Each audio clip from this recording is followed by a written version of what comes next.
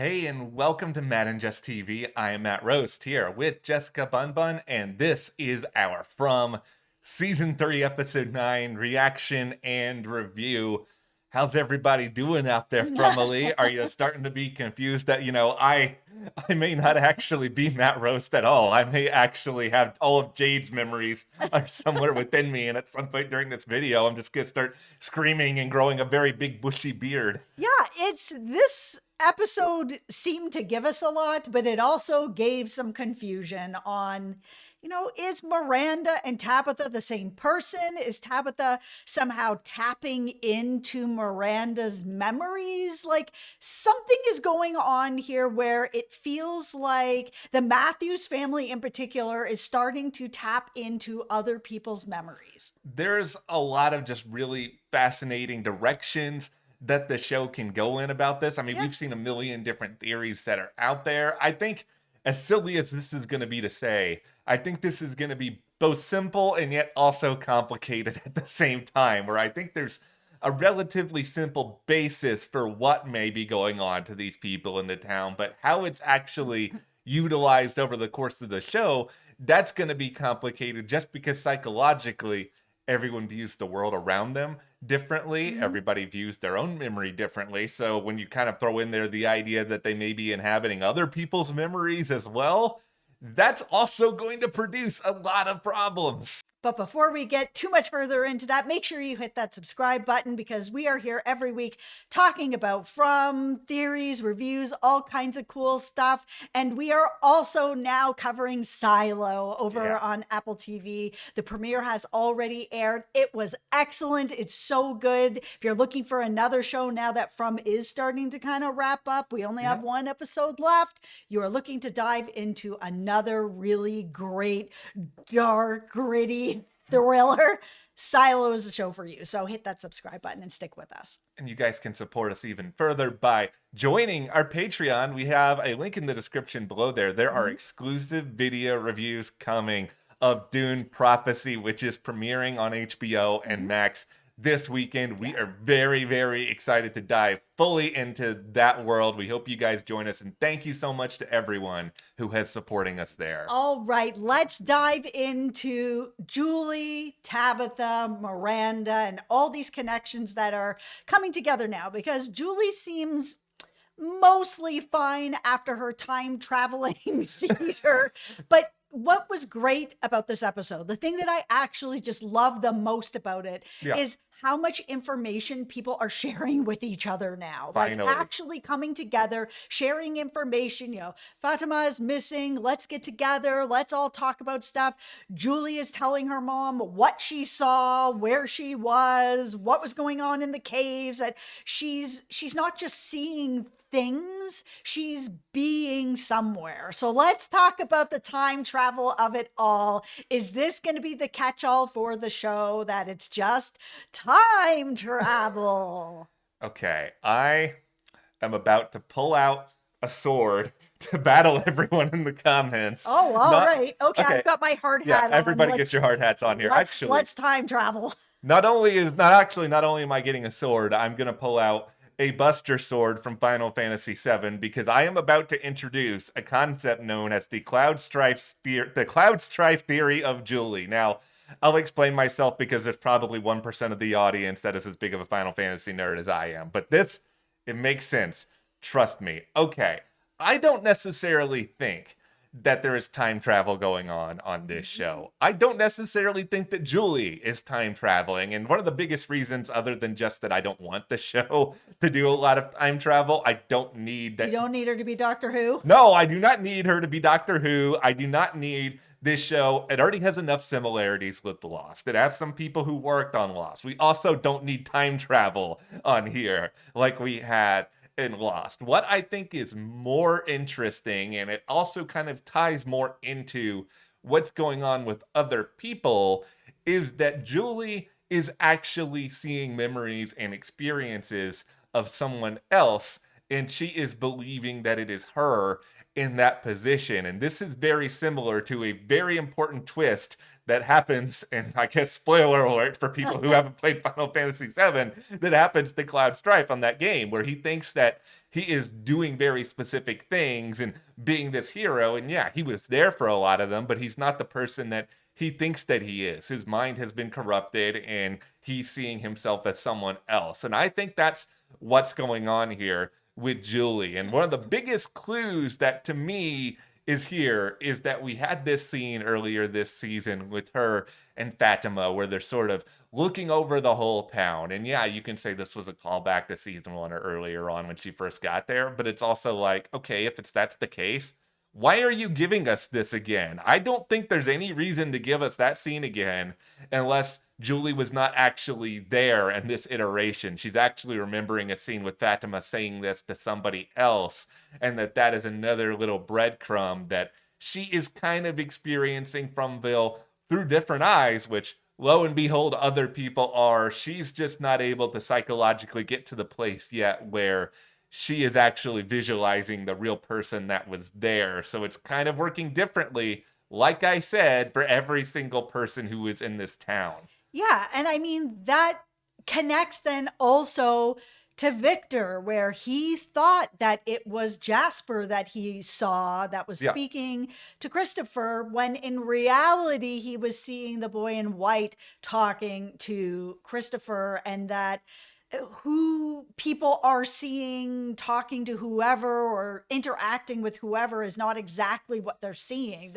Their memories and the way that they are seeing things and interacting with people is not linear. And that's why we end up in this situation too, where it's like Tabitha has touched Victor and like sort of had this weird feeling over her, and then later sees him standing in the corner all Blair Witch style and is giving him a hug and is having these flashbacks to Miranda where it's like, okay, are we trying to be telling us the story that she's a reincarnation of her? We've seen that theory rolling around online in many places. Or is it like what's happening with Julie, where she's kind of feeling out other people's memories from the past?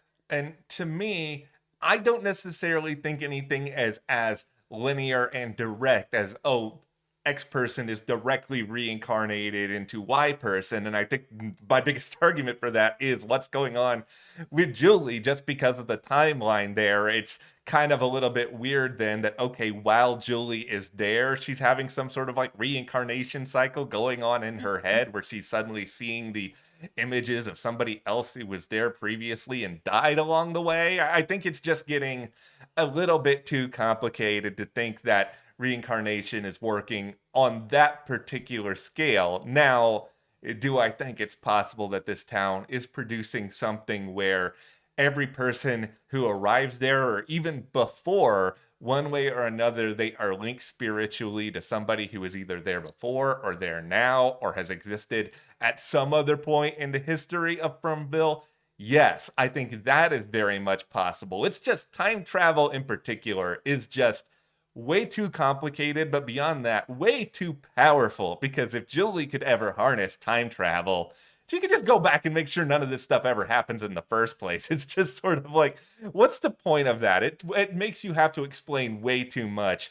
It's sort of like Superman, where Superman can do every single thing under the sun except when kryptonite is around. And so there are certain elements when you're watching a Superman show or a comic where you're just like, why doesn't Superman just go and take out every single villain in like 5 seconds and blink his eyes and the world is suddenly okay?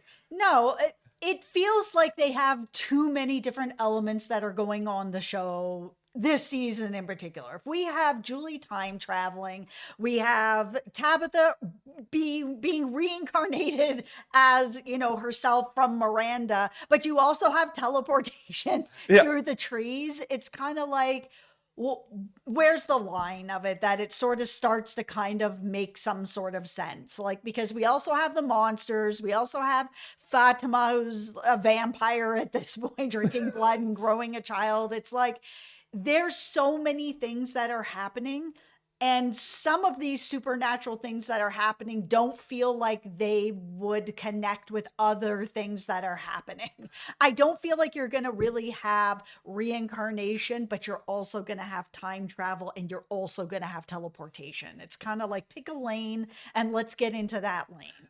I feel like what we're seeing here is sort of this thematic idea of moving on, advancing to the next stage, whether we want to view that as purgatory, whether we want to view that as just evolution, or whether we want to even view that as the earlier generations of people in From are staying around and sort of haunting the place almost as ghosts, if you will, because they want to ensure that this current generation of living there is able to actually get out and maybe fulfill their future destiny in a way in which that these former people were not able to. But I think that there's something that is left behind to some extent of every person that is in Fromville, and whether you can view it as reincarnation, I guess, if you want, but I think it's more just this spiritual connecting of souls where you have people that are trying to help the next generation, but also help can come across in a lot of different ways. I think the reason why Miranda is so linked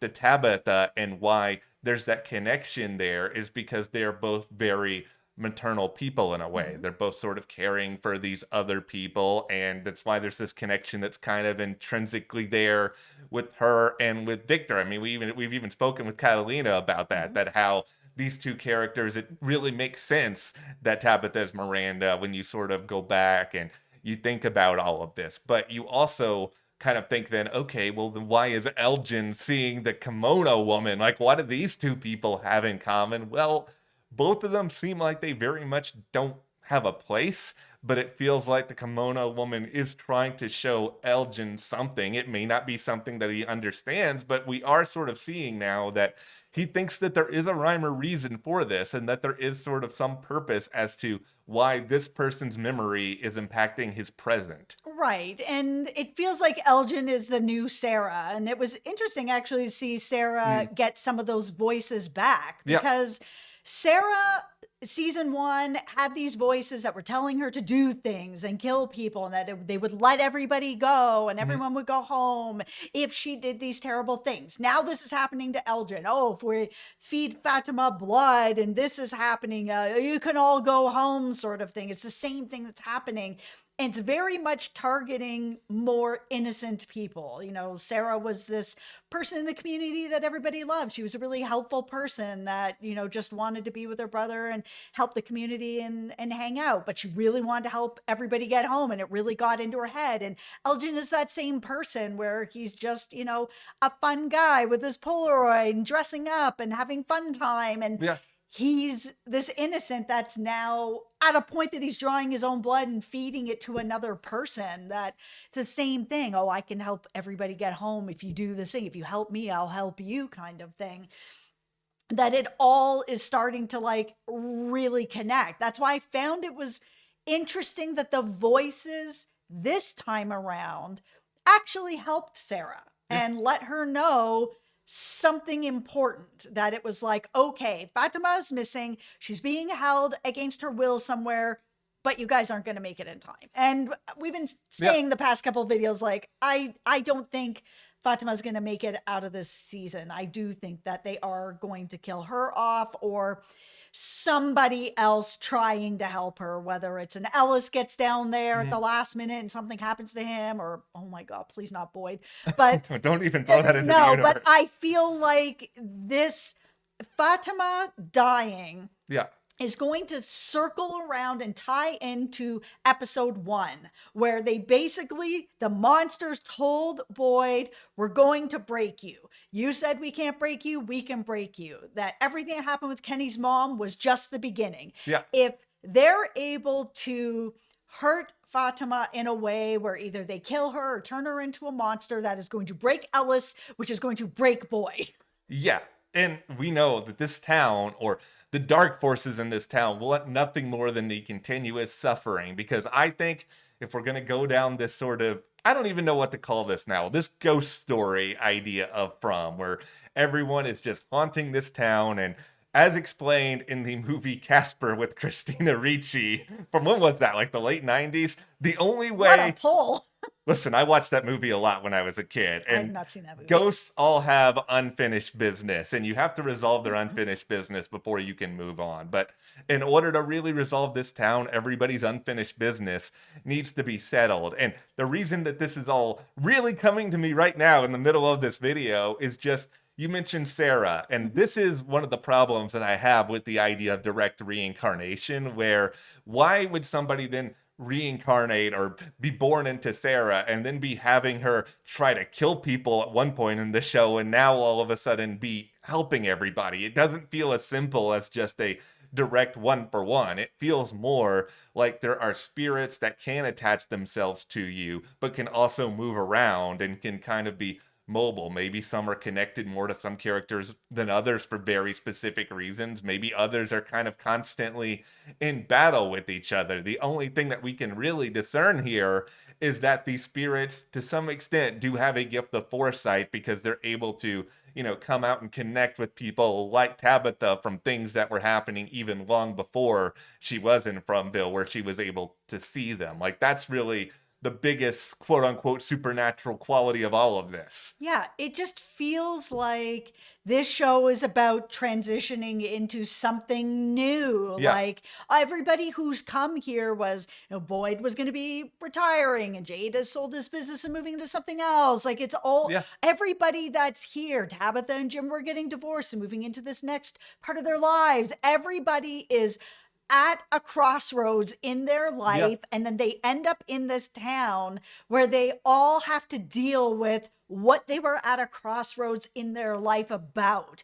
And that none of them have really gotten past whatever that crossroad is to be able to move forward. That's why, even though they kind of explained it, they kind of yada-yada'd over it in season 1 of like when they were like, maybe we died in that crash. And Father Crotcher's like, no, that's not it. It's like, okay, well, why didn't we ever revisit this again? Like, why can't it be something where people are transitioning either into the next phase of their life or the next phase of their death? And that a purgatory type place is going to be a mix of the underworld and the overworld, where it's like, you're going to have monsters that are trying to pull you down into the underworld. But then you also have people like Fatima that are like, if you look over everything in this underworld, there's beauty out there. And if you can get to that, great. Like, reach out for that instead. Well, here's the thing about purgatory. It doesn't have to literally be some fire and brimstone-esque metaphor for something that is very, very specific. Or it doesn't have to be like Severance, where you're just in a lineal nothing space. There's a lot of other different ways that it can be interpreted. It can be still as simple as a transitional period that you're sort of talking a lot about. And in addition to all of that, if we are to view this as a quest, which, our guy Ethan has been very keen on, this is a situation here where in order to face the future, in order to achieve this destiny, this thing that you're supposed to do that I've talked a lot about this season, you have to conquer everything that is in your past. You have to face this transition that you've talked about a lot this season. And then beyond all of that, you also have to take on what is now this added challenge of the ghosts who have been here before you and what they need in order for you to move on. But I think this show is very, very smart. I think everybody is haunted by a specific something for a reason. And I think it's all connected by some sort of individualized destiny. Like, there's a reason the Kimono Woman is with Elgin. There's a reason why Victor has seen Jasper or the boy in white. Like, it's all connected, even if we can't see the reason why. There's also a reason why Henry is back, why Victor has been reconnected with his dad. I mean, there's a reason everything is connected in some way, but I'm saying right now, with all the like connections, and is Miranda Tabitha and time traveling, if no first name Acosta turns into Victor's sister, I'm going to be so mad. Listen, this is no offense to the actress who plays Acosta, who is doing her best. I just hope they're introducing her as a red shirt they need to kill at some other point down the road. It's just like, I'm not interested in that character. She might have a better No. storyline in season 4. I think she has some kind of story. It is very weird to me that she is the only person that's there and nobody knows what her first name is. Why is that? Why is that? It is odd. Like, there probably is some sort of other reveal that is going to happen where she's much more connected to somebody than we necessarily think. But it also would introduce and reinforce another idea that I think this might be a clue. See, I'm moving on now from Cloud Strife. Maybe I'm now calling all of this the Casper the Friendly Ghost theory, because even though not everybody is friendly, but maybe this is with Henry, and then with Acosta, depending on who she is.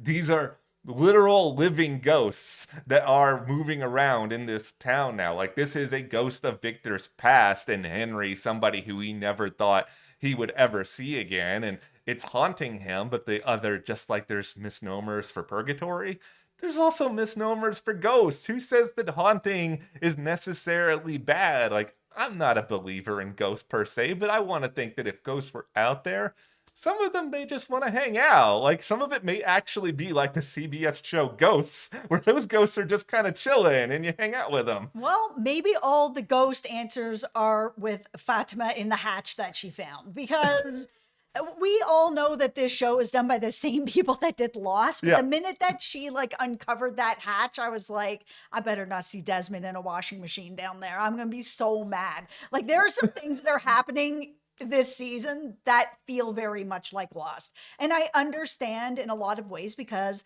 masterminds behind Lost are working here as well, right? So there will be some connections to it, not just because we have Boyd here as well, and Harold was on both shows. But having that hatch there, I was just like, okay, we've got a root cellar that then has a secret room behind this cabinet that now has a secret room in the floor. Yeah. I'm like, how many secrets are there? What is in this hatch?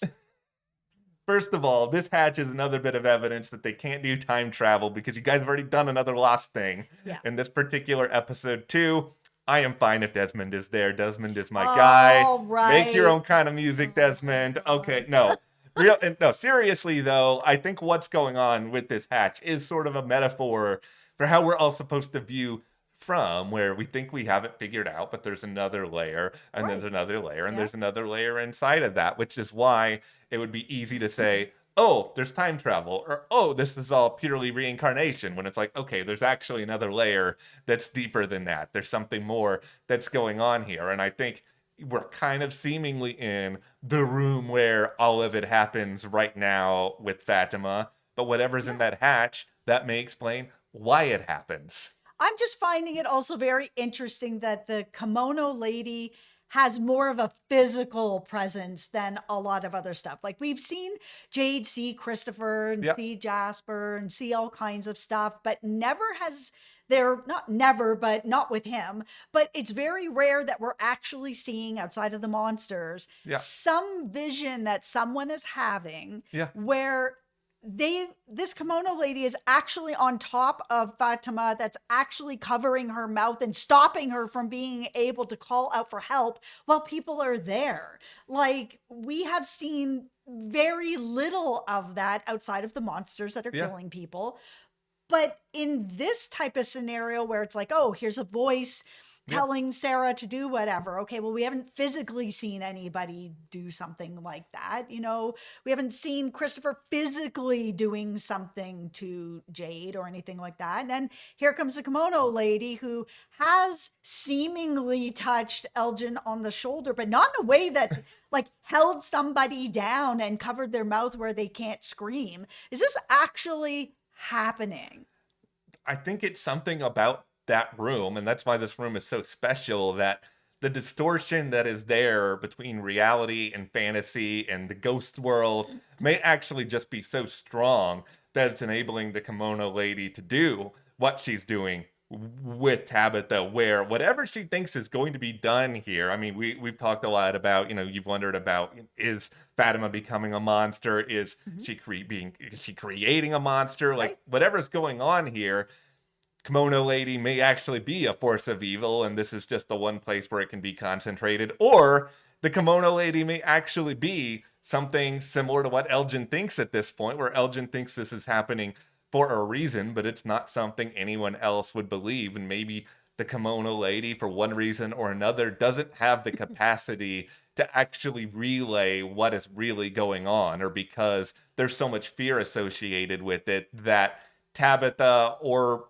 Elgin, they're not able to see the good part of it. They're only able to sort of see the bad, the terrifying, because that's also another thing with ghosts, right? Like, it's just, if you view them as terrifying, that's what you're always going to view them as. Or there just might be certain timelines or only certain places where the ghosts are able to be more physical, like what we saw with Boyd in the well and Martin, where it was like, Boyd's helping him get out of the chains. All of a sudden, it's my blood is your blood, and they're actually touching, right? Yeah, I don't think it's that far out of the realm of possibility to view a lot of the show with this particular lens, because when you look back at a lot of things that have sort of happened, we're seeing, manifestations of various people's worst fears. We're kind of seeing, ghosts often come out at night. Monsters come out at night. The worms. Yeah, like these are all reminders of just dark, terrifying things. And from, even the word from is all about you're from somewhere. You originated somewhere. So it's about sort of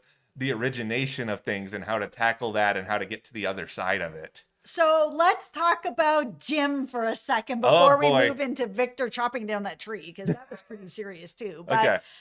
Jim, listen, my biggest beef with this season is that they have not known what to do with Jim. When Jim has a storyline like what was going on with the radio, Jim cooks. Jim is great. Jim is able to give us a lot. When Jim has nothing to do except go around and put his hands on people and yell at people and tell people off, it's so frustrating. And it seems like for all these episodes, like 9 episodes, it's taken him to have one talk with Henry where all of a sudden now Jim is cured of his jerkery. I don't know what is going on with this story, but like, I am not into the Jim story this season. When the show comes back, I know it hasn't been renewed yet as of this recording, but it's going to come back. When it comes back, please give Jim something to do. He doesn't need to just be an angry dad. I know. I'm frustrated with it just because I know that actor is capable of doing a lot of other things. And I know that this show has had him do some other things in the past. And I think they probably feel like, okay, we need some sort of foil in here. We need somebody to disagree, to bring another perspective. But if you're going to do that, you also can't have them sort of turn on a dime and all of a sudden be okay with things, because basically what you did with Jim in this episode is sort of the equivalent of, a basketball team is down by 30 and you put in Jim with 2 minutes left and he scores 15 points. But it's like, yeah, sure, Jim's having a great game, but you're still losing. It's just like, you can't have good guy Jim come around when he's already lost the game at this point. There's nothing really else he can do. Okay, let's talk about Victor, who is losing the game right now. Like, he had this really important talk with the boy in white, who seems to be changing. He is also getting a bit older, and, boy in white was like, you also getting older, Victor. Like, things are definitely changing, but you can't chop down that tree. And Victor's really frustrated, because he's just like, why won't you just tell me like what to do or how to do this? Like, I've been here forever. I've been your friend forever. Like, I am the person that has been here the longest. Like, why not just help? And the boy in white is like, I tried to help. I tried to tell Christopher, and look at how that went. Why would I tell somebody else? What's the point?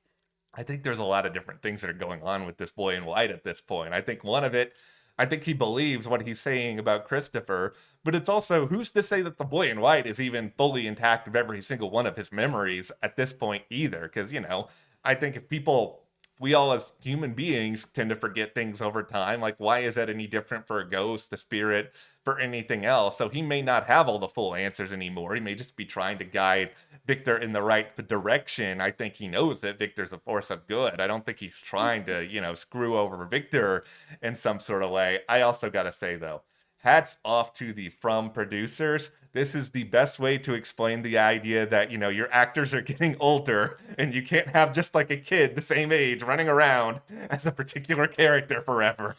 Absolutely. We just covered Yellowstone, Yeah. the premiere, and it was off the air for a really long time where they had like Yeah. this little boy who all of a sudden was basically taller than his dad and Yeah. was like a full on teenager, but it's supposed to be 6 weeks later. And it Yeah. was just like, you need to recast at that point. This was an excellent way of explaining what is going on Yeah. and being able to keep an actor around. Yeah, and it's smart because it does further along just this idea that, people are going to see ghost ideas, visions in different ways as time goes along, and that nothing that Victor is seeing necessarily has to be that linear. And just like he is in this moment of, tremendous change at this point, especially with Henry back, that the boy in white would be changing too, because I think at the end of the day, at least some spirits within From do want these people to get to the other side. And I certainly think that Miranda wants Tabitha to get to the other side because she wants to look after her son. But I think she also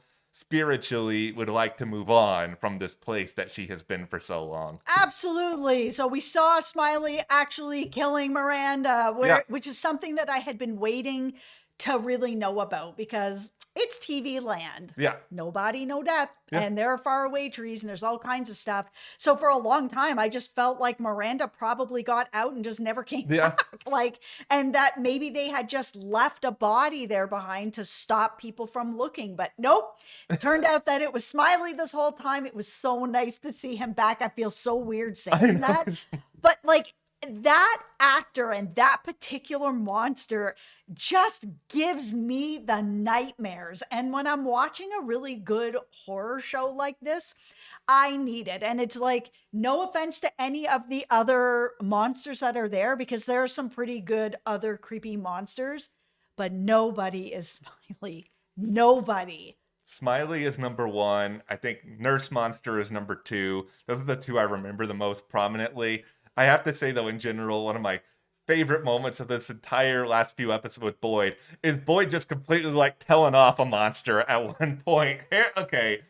She was a creep too. I really have said in a few episodes that I wish Harold had a little bit more to do, and I still feel that way. Mm-hmm. But even when you give him just like 30 seconds to yell at somebody, I am all in. I am enjoying every single second of it. I am so happy that the band is back together and that Kenny is like, I will not take your sheriff's badge, but I will take back that deputy's badge. I was like, oh Yes. my God, it has been a long time coming. I have really missed those two and the connection that they have and their banter and the way that they work together. Yeah. I'm so glad that Kenny was able to move forward to come back to Boyd. I feel a lot for Ellis, I think, right now more than anybody in the town, just because, Boyd, he is moving forward doing some stuff with Kenny, but he's having to be more upfront about what he's going through at this point. And Ellis is facing this possibility of, my wife may be dead. Oh. My dad is going through this. Like, there's a lot to throw on somebody who probably was just like, I'm married, let's celebrate.